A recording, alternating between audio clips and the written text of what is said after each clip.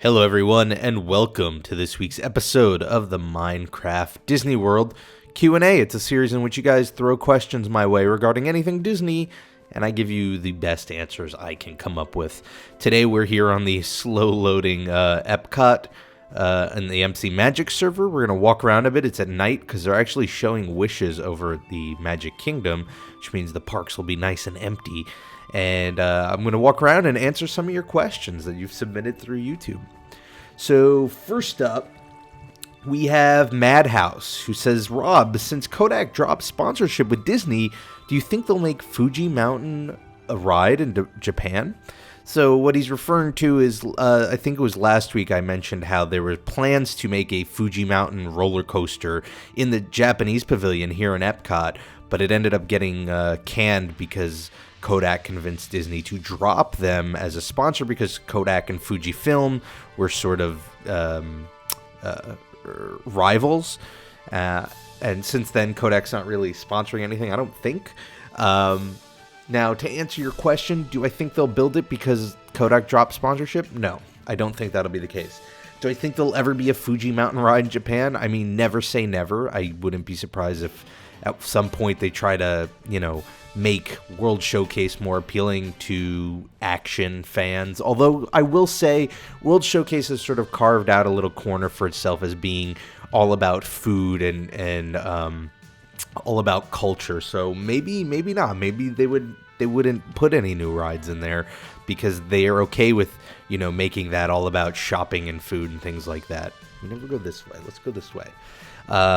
But maybe one day. What I will say is, no, I don't think they'll do it because Kodak's no longer a sponsor. You got to remember that happened way, way back when Epcot was still kind of fresh. So I don't think Disney was essentially waiting for Kodak to drop out before they acted on this. I just don't think that was ever the case. Also, by the way, I'm not going to be going on any rides because they just recently switched this to the new version of Minecraft, so the plugins are a little wonky. And so if I got on one of these rides without the plugins working correctly, I'd probably spend the whole episode on one ride. So we're just going to wander around a little bit while it's nice and night out. Anyway, good question. Let's move on. Kevin Clanky asks, hey Rob, another question was, it's a small world in Carousel of Progress. Are they the only rides composed by the Sherman Brothers? No, actually. There's plenty of other sources of Sherman Brothers music in the parks. I'm just going to name a couple here. So you've got One Little Spark, which was the Journey into Imagination music. You've got the Tiki Room song, Tiki Tiki Tiki Room. That's the Sherman Brothers. A lot of the Winnie the Pooh, Winnie the Pooh music in The Adventures of Winnie the Pooh is from the Shermans. This one's cheating a little bit, but Chim Chim Tree can be heard in the Great Movie Ride, which was composed by the Sherman Brothers, even though it's not like the ride's music as much as it's just music in the ride. There's one way. And there are a lot of other little things, like little shows that they have done. I mean, if you Google it a little bit, I think you can find a comprehensive list, but definitely you can hear the Shermans in more than just those two attractions. They also did Magic Highways, which was a song for an attraction called Rocket Rods, which was a ride in Disneyland that ended up closing 13 years ago, almost 14 years ago in 2000. So, obviously being older composers who actually worked with Walt a lot, you're probably going to see, as you look back into the history, you see more and more of their music, and it's sort of, unfortunately, one of the Shermans, and I feel really bad because I don't know which, I don't know which one had passed away, but one of the brothers has passed away, so the other Sherman is left, and I don't think he's producing music anymore, because, he's old and retired, so I don't think you're going to see any new music from the Shermans, but definitely looking into Disney's history, there's a lot there. This one, I'm gonna have to dance around this one. I actually debated even bringing it up, but OKC Max K asks, another question for your next video. What do you think about some of Disney's controversies? If you want to skip this one, that's fine. I know these videos are family friendly, so I'm not going to get very in-depth here, but there are a lot of urban legends that go around regarding not only Disney as a company, but Walt Disney himself. I think anytime you get a really popular figure, you're going to end up running into stuff like this. I'm not going to go through the list of all of the urban legends. I will say pretty much none of them are true. They're not true. All you have to do is read all of these biographies on Walt, and you'll see not only does the book insist that none of these are true, and they're wildly, I mean, some of these urban legends go from the crazy, like that he was frozen when he died, to like just attacks on his character that say that he was like a Nazi and an anti-Semite and things like that. And what's interesting is when you get people who say it, they've always heard it from someone who's heard it from someone who's heard it from someone. And if you ever say, well, why do you think that? Or how do you know that? What's your proof or your evidence? Usually their answer is like one of two things. They'll usually say something like, oh, everybody knows that, which really means I don't have an answer for that. And then in others, it's usually a long string of conspiracy theories that try to piece together this narrative. And I've thought about it a lot whenever it comes up, because whenever you see in popular culture they talk about Disney, people bring it up. And I think what ultimately it is it's people sort of have this perverse way of getting off on the idea of taking something very wholesome and turning it into something not so much wholesome. The truth is that Disney was not like a perfect happy-go-lucky guy. Like, he put that persona on a lot. And when you look at videos of, the shows he was on and when he was in public, he was Uncle Walt. But yeah, the truth was that he wasn't always the nicest guy. He was a cranky fellow sometimes to work for. He was a chain smoker. He wasn't an alcoholic, but he drank every day at the end of the day to dull the pain that he had gotten from a polo accident when he was younger that fused the wrong way. The bones fused, and so he was always in pain. So, there are biographies where, his assistants would talk about how at the end of the day he would have a drink, and, he was a grouch at points, and, like any other human being out there, he had flaws. But that doesn't sound exciting, does it? Oh man, he was kind of cranky sometimes, and he had his vices. But so what happens is you get these more elaborate and crazy stories like he was a Nazi, which is just ridiculous, because all you have to do is look into his past at any point and you'll see he was actually really pro-America. So that's sort of what makes no sense.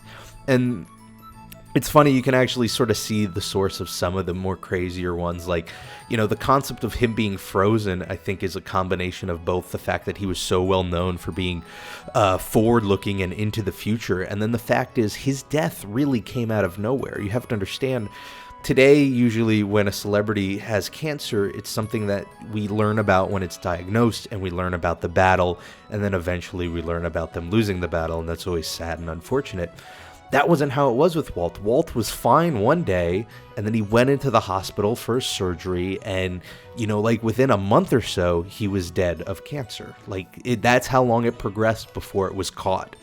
And so in the public eye, it wasn't even known. It was just the sort of thing where, he was there one day, and then the next day he was dead. And so I think when you have that sort of sudden death with that idea of being known for being a future forward person, you sort of get these crazy stories about like, oh, he's not really dead, he's frozen in the future. And I'm sure Elvis is not really dead either, and Tupac and all of that. So yeah, I mean, I would suggest if you're really interested in about these controversies, there's plenty of reading out there, and there's plenty to debunk them and the claims, and a lot of them is also, I think, people projecting their distaste for a large American corporation on to what is essentially the face of it, even though he died so long ago. It's funny, people look at Disney and they'll demonize it as being like this blood-sucking corporation, and it's funny because we got a question coming up that doesn't demonize it, but it brings some of that up, and they think of Walt as the face of that, even though, Disney as a company was not what it is today back when Walt was in charge. But that won't stop the public from generalizing and making these statements. So, interesting question. Do some research into it, and I think you'll find that most of the conspiracies and controversies are silly.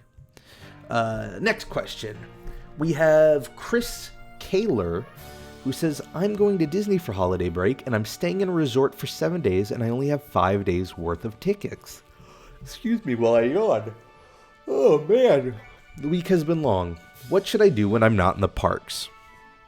Great question, Chris. In fact, I think you're lucky. I think you're doing what I consider to be the ideal Disney trip. When I last went, I did that. I did 7 days, but 5 days worth of tickets.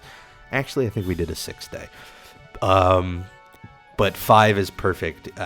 There's so much to do, both inside and outside of the parks. I can only touch the tip of the iceberg here with this question. In fact, I could do a whole video on things to do outside of the parks.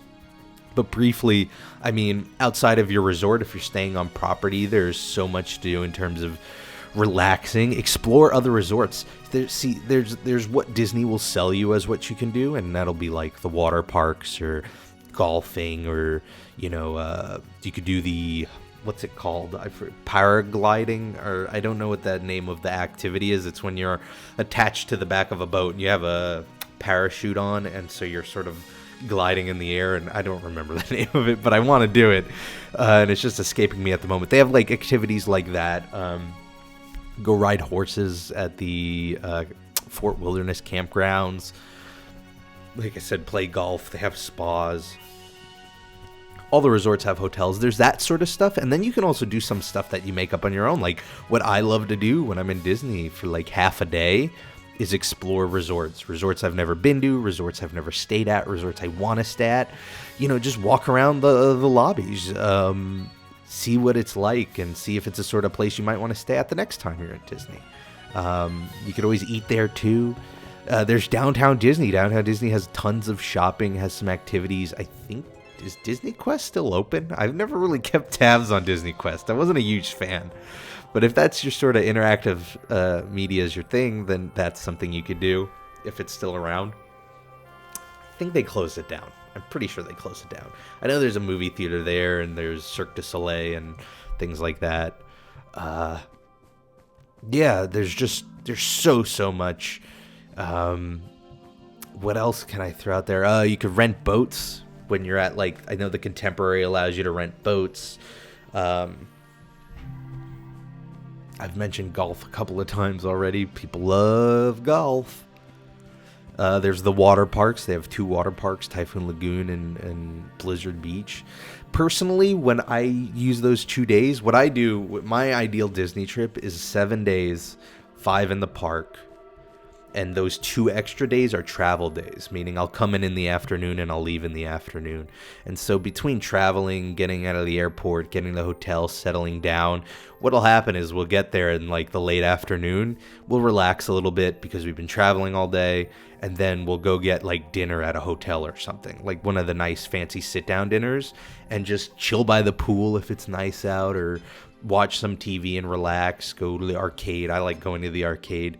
I found a Mario Kart arcade cabinet once at Disney. It was bizarre. I think it was at Pop Century. So things like that, just so I can, and then head to bed early so I could be refreshed and I could, hit the park super early.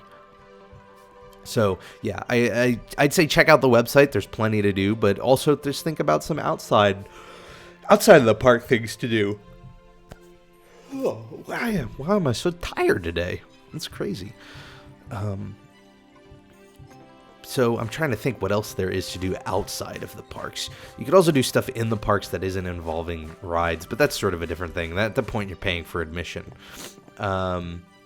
You know what they do sometimes? They have in the lobby, and maybe this is me just being like an immature kid at heart, but in a lot of the lobbies, they'll have kids' movies playing, because what they do is they set them up so when the parents get in line to check in for the hotel, the kids could go watch some Disney movies. I, as a grown adult, have found myself like just sort of hanging over watching Disney movies while like people are in line, because it's Disney movies and Disney cartoons, and why wouldn't I want to watch some of those?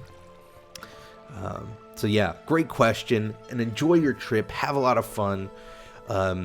Don't forget to take some moments to just slow down and enjoy the atmosphere, because sometimes it goes by really fast, and then before you know it, you're headed back home, and that's a bummer. So be sure to stop and smell the roses. Unless you're allergic to roses, then just look at them and enjoy how they look. Next question. Oh, I like this one. Hold on, I gotta pull up the name because it's a little. There we go. Chard1234 full asks, I've heard you previously said you would get rid of Soarin' from the land because of its theming and stuff. If you would keep it in Epcot, where would you put it? Love your vids, thanks. Well, thank you.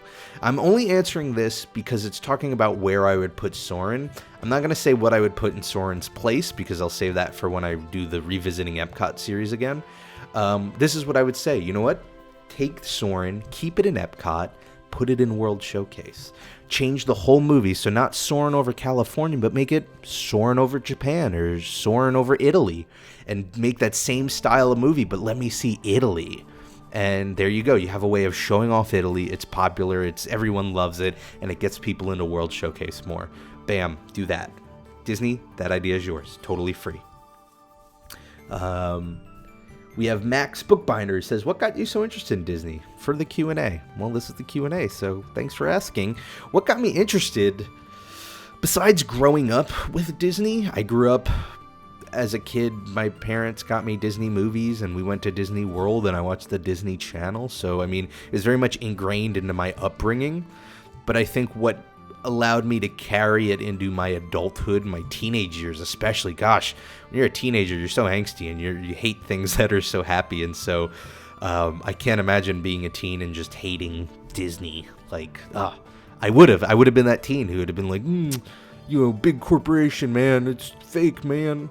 But I loved it. And I loved it because as somebody who's into creativity, and I'm into filmmaking, and I'm into video games, I'm into escapism. I'm into the idea of escaping to another land and another world, whether it's through a book or a movie or a TV show or a video game or a place. And I think Disney does it so well because it engages so many senses that those other mediums can't. Video games, great, but I'm looking at a screen. I can't smell a video game. Disney does everything it can to engage all of those senses, and so I'm always a fan of that. And at the same time, I'm always in awe, just at an operational level, of how they make all of this happen, how this is essentially a small city, and it runs so smoothly, and it hasn't had this degradation in quality over the years, and I love that and respect that so much. And that's why I've learned a lot about Disney behind the scenes, is because I love how it was put together and how these ideas came together. And then just as a fan, I love going because it's just the ultimate form of escapism for me. Here's Test Track. Used to be World of Motion, which actually gets into my next question here.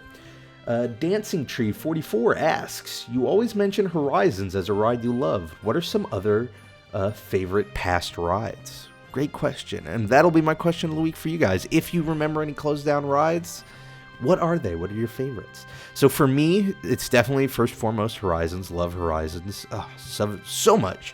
But there are others out there. Hey, look, there's somebody going on Mission Space. Who is that? Hey, mister with the hamburger. World of Motion used to be where Test Track was, and it was about the history of transportation and then, the future of transportation. Obviously, you can see why I loved it. It was essentially Horizons, but themed for transportation. I love The Timekeeper, which was a Circle Vision 3D show with Robin Williams and Rhea Perlman, about a robotic time traveler who goes back and accidentally accidentally grabs onto Jules Verne, and they go through time. I love, what are some other classics, man, over the years? Here's one that's a bizarre one. I think a lot of people are just going to list old Disney rides that are super popular, and that's fine because they were super popular for a reason. Here's one that I don't think was very popular that I loved, and that was Delta Dream Flight. Now, Delta Dream Flight is where now sits Buzz Lightyear's Space Ranger spin. So it was in Tomorrowland, though it wasn't very future-oriented. What it was essentially a commercial for Delta, the airline service. It was, you get in a plane and you see all these places and you see airplanes and you see a little bit about the history of aviation, and it had this really weird and almost cult-like soundtrack, which if you can ever look it up, just look up the Delta Dream Flight music. It's so bizarre, and yet it totally grabbed me as a kid for some reason. I don't know why. The music was catchy. I guess maybe it was like a cult. Maybe it was cultish music. No, but I think it was the one that was the most blatant. Like, you've got rides that are sponsored, and so it's like, Spaceship Earth, sponsored by Siemens, right? But that's usually where it stops. Delta Dream Flight, I'm pretty sure, had lyrics in the songs about Delta. I'm either thinking of that, or if you had Wings, didn't have anything about that airline, Southwest. So yeah, Delta had, I think, lines about Delta in it, and you were flying in a Delta plane. It was just like so blatantly advertising Delta. But something about it and the nerdy part of me loved it as a kid. So I think that's one. Body Wars in the I was gonna say the land pavilion, but it's the body pavilion, the health pavilion, the body pavilion. My fatigue is affecting my thought process here. The Body Wars was a good one. That was essentially like Star Tours, but you and Elizabeth Shue get injected into a body, and you have to go, you're there to like watch white blood cells do their thing, and then what ends up happening is you like get sucked into the body, and then before you know it, you're on a trip through the whole human body, and it was crazy and fun and enjoyable. Cranium Command, that was a show with a whole bunch of 90s comedians. Like, there's no way that thing would have lasted today because they're all so aged, but it's a bunch of 90s comedians playing different roles of the body of a teenage boy.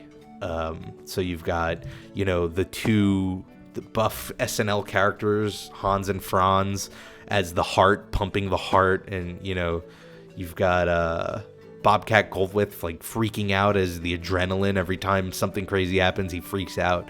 That was always fun, too. And if you hear any of these names, you should just always just go on YouTube and look it up, because there's always somebody who had like a camera at some point and got a walkthrough of it, and you could actually see what these rides are that are now closed, and you can see how they've changed. Hey, there I am.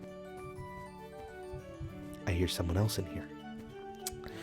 And then our last question for this week from Anna B, who says, "Hey Rob, love your videos. I was wondering why Disney prices are so high. I get that they have to make money, but every meal, shirt, ticket you buy is extremely overpriced. What's your opinion on the outrageous costs, and what do you think they should be lowered to?" I've mentioned this briefly, so I guess I'll go over it briefly again. But essentially, the short answer is they're so high because they can be. And that sounds like such a non-answer, but the truth is the Disney brand holds a lot of weight, and people are willing to pay more to go to Disney than to go to like a Six Flags or, some local theme park. And so they could charge those prices. The other thing they have is Disney World, earning its name is very much like a world. It's a big place. Here I am in Epcot, right? Let's say I get hungry and I want a hamburger. Well, I could pay Disney prices for a hamburger, or what? I get out of the park, go walk to my car, go drive off property, go find a McDonald's and get a cheaper burger. I mean, I could do that, but that's a huge waste of time. And they know that I'm not going to do that, and so they can raise their prices a bit on the food. They essentially, in a weird way, sort of have you trapped in Disney. And, that's just a play on supply and demand. They have all the supply, you have the demand, and but by them controlling the supply, they could decide how much it's going to cost. So that's part of it. The parks, I think you see prices going up partially because of the value of the Disney name. I think you are also seeing a lot of rides not being sponsored anymore. So I think the overhead of maintaining the park, especially all these pushes for technology, like not only the cost of like the armband might be cheap, the little wristband that you used to get in now, but the R&D that went into putting that system together wasn't cheap. And so they probably have to offset that cost a little bit. So the prices are partially, I would say also, silly, and they're the result of Disney knowing they can get away with it. And on the other hand, I think some of those prices are genuinely them just needing to run a business. Now, what do I think they should be lowered to? My ideal answer is going to be as low as it can be so I can afford to go as often as possible. The realistic answer is, I'm actually okay with where they are now. It's not something I can afford to go to every year. And I say that as a single, mid to late 20s male. I can't imagine people who go as a family when you need to pay for 4 people, 5 people. then it gets insane. So I'm coming from a perspective that's very different. I'm sure if I was married and had 3 kids, my answer would be very different, and I'd say they have to cut it by half. But as somebody who goes with my friends where we all pay our own way, and where by paying our own way, the price gets super cheap. Like, think about it. When I go to Disney with my friends, I'm paying for my airfare, I'm paying for my park tickets, my food, and then I'm splitting the hotel with my friends. And when you put that together, looking at Disney, you could stay for like a week for maybe $1,000 or less, which, could be a lot of money. And, for a vacation, that's actually not the worst. Here we go, talking about hunger. Gotta have my burgers. I've got friends who go travel overseas, and it costs so much more. So, from my perspective, I think the prices are fine. My tune will totally change one day when I have a wife and kids and have to pay for a whole bunch of people going. But yeah, the short answer there is it's costs that way because they know they can charge that much, and they'll continue to push it until they see it jumping the other way. They keep track of these numbers. It's not sort of a guessing game. They will one day raise the price to a point where they see enough people stop going, where they go, okay, we've gone too far. We need to stop here, or we need to lower our prices a little bit. So that's been the Disney Q&A. I want to thank everybody for your questions. If you have a question, feel free to leave it in the comments here in this video. If I don't get to it in the video, I try to at least leave an answer in the comments themselves. Usually if it's a repeat question, I'll just go straight to the comments so that I don't repeat too much here. I hope everyone has a fantastic week ahead of us. It is the holidays. If you're celebrating Christmas, enjoy it, and Merry Christmas, and have a great time. If you're not celebrating, have a great week anyway. Whatever you're doing, make the most of it and make it enjoyable. And I will see you here next week for the next episode of the Minecraft Disney World Q&A. Bye, everybody.